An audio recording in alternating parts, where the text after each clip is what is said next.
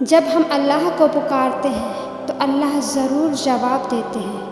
اللہ کی مدد ایسے طریقوں اور اتنے خوبصورت انداز سے ہم تک آتی ہے کہ ہم اگر غور کریں تو حیران ہو جائیں گے۔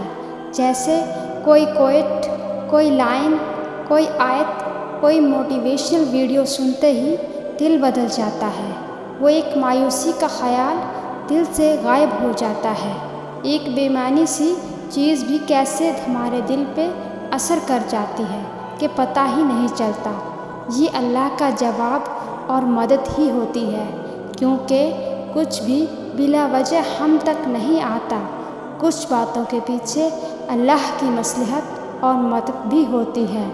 بعض اوقات انسان بے حد ٹوٹ جاتا ہے جب اسے لگتا ہے کہ اللہ نے اسے وہ شخص، وہ شے نہیں دی جس کا وہ طلبگار تھا۔ وقتی توڑ پھوڑ کبھی اسے اللہ کے قریب کر دیتی ہے اور کبھی باغی، لیکن وہ رب انسان کو بارہا یہ احساس دلاتا ہے کہ اے میرے بندے، تیرے حق میں میرا فیصلہ تیری چاہت سے بہتر تھا۔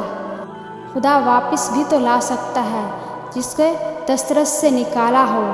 اگر وہ سجدے کی توفیق دے رہا ہے تو اسے منا لیجیے۔ دعا کا خیال اس کی طرف سے قبولیت کا اشارہ ہے۔ وہ تمہاری روتی ہوئی آنکھوں کو یوں ٹھنڈا کر دے گا جیسے اس نے یعقوب کی آنکھوں کو ٹھنڈا کر دیا تھا۔ وہ تم تک ہر کھوئی ہوئی چیز بھی یوں واپس لے آئے گا جیسے وہ یوسف کو اندھے کنویں سے نکال کر یعقوب تک لے آیا تھا۔ کیا ہو سکتا ہے، کیا نہیں، سوچنا تمہارا کام نہیں۔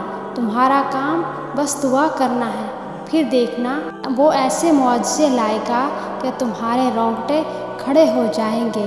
سو بس تم وہ کرو جو تمہارا کام ہے، اللہ بھی وہی کر رہا ہے جو اس کا کام ہے۔ دعا مانگتے ہوئے کمزور پڑ جانا یا صبر کے اس سفر میں قدموں کا لڑکھڑانا، یہ تو سب سفر کا حصہ ہے۔ انسان کمزور پڑ سکتا ہے مگر مسلسل نہیں۔ اگر تم سفر کرتے ہوئے گر گئے ہو تو دوبارہ اٹھنا، پھر شروع کرنا، دوبارہ گرو تو پھر سے اٹھنا۔ ہار نہیں ماننی، پیچھے مڑ کے نہیں دیکھنا۔